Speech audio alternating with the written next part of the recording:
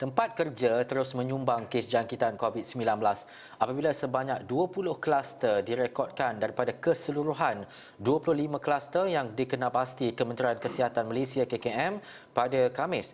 Dan Ketua Pengarah Kesihatan Tan Sri Dr. Nur Hisham Abdullah berkata, kluster baharu itu menjadikan jumlah kluster di negara ini meningkat kepada 2,557 dengan 795 kluster masih lagi aktif. Dan untuk mengulas mengenai perkara ini, menerusi Skype ketika ini kita bersama dengan pakar kesihatan awam Fakulti Perubatan dan Sains Kesihatan UPM Profesor Madya Dr. Malina Osman. Assalamualaikum Prof.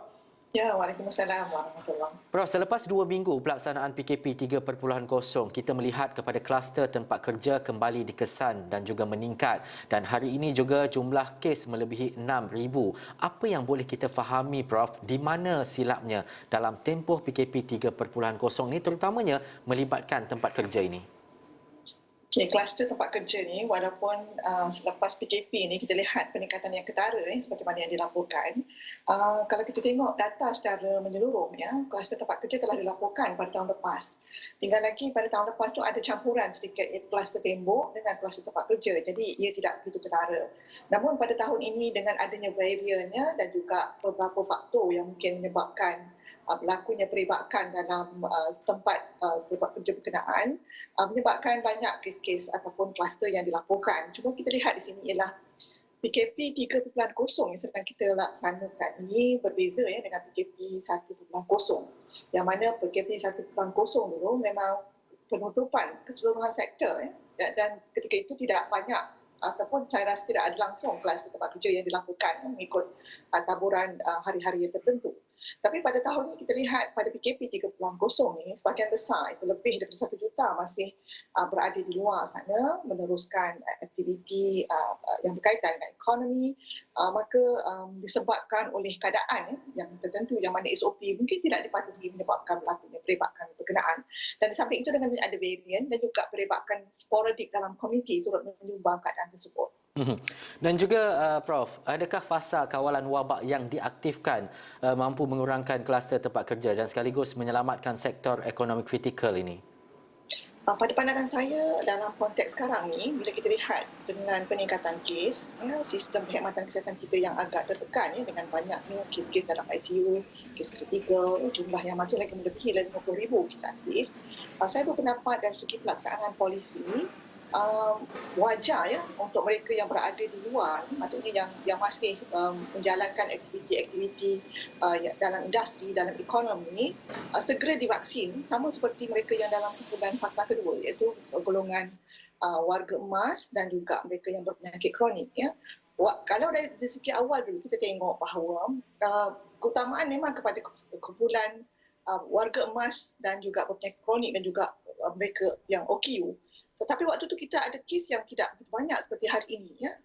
Dalam konteks itu, pada pandangan saya, kita bukan saja nak melindungi mereka yang rentan ini, yang mungkin mendapat komplikasi serius akibat jangkitan, tapi juga untuk mencegah peribakan yang lebih tinggi. Saya dapati bahawa mereka yang di tempat kerja ini berperanan dalam menyebabkan peribakan juga secara sporadik dalam komuniti. Jadi mereka ini juga perlu diberikan keutamaan dalam pemberian vaksin. Untuk itu, pada pandangan saya, tidak menjadi satu yang agak membebankan sebab kita dah ada bekalan vaksin, saya difahamkan bekalan vaksin terus bertambah. Keadaan itu boleh lagi maksudnya boleh di-extend kepada kumpulan tersebut untuk mendapatkan vaksin dengan lebih cepat.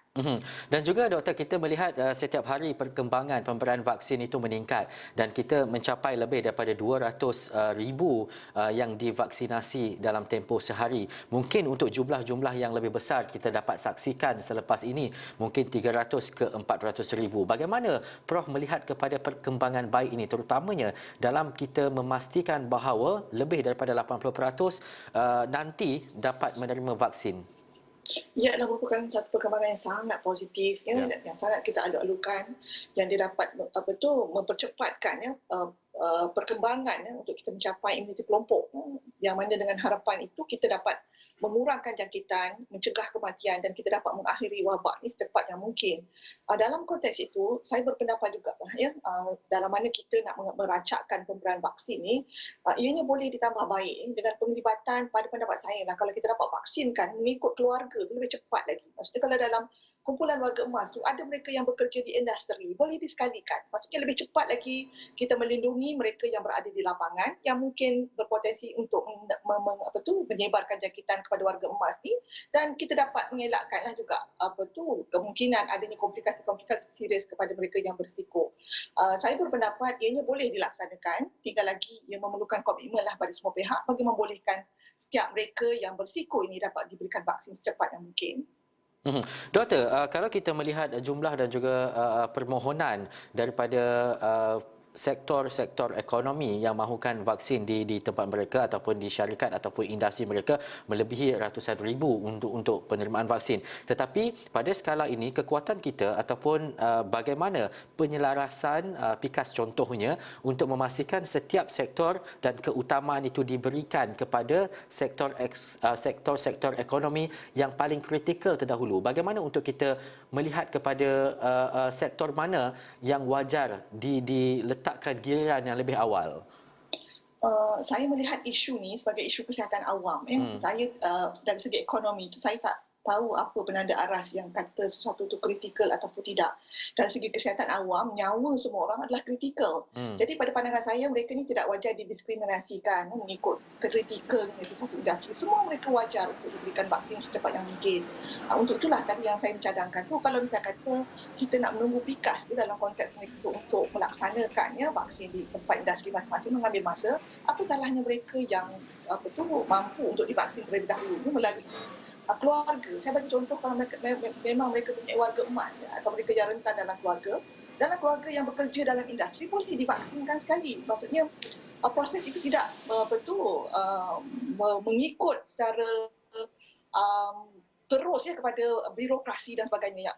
Saya minta maaf saya menggunakan istilah birokrasi di situ. Sebab dari segi istilah kesihatan awam, kita melihat semua adalah sama saja dari segi rentan ataupun kemungkinan untuk mendapat jangkitan. Tidak dibezakan oleh sektor industri di mana mereka berada.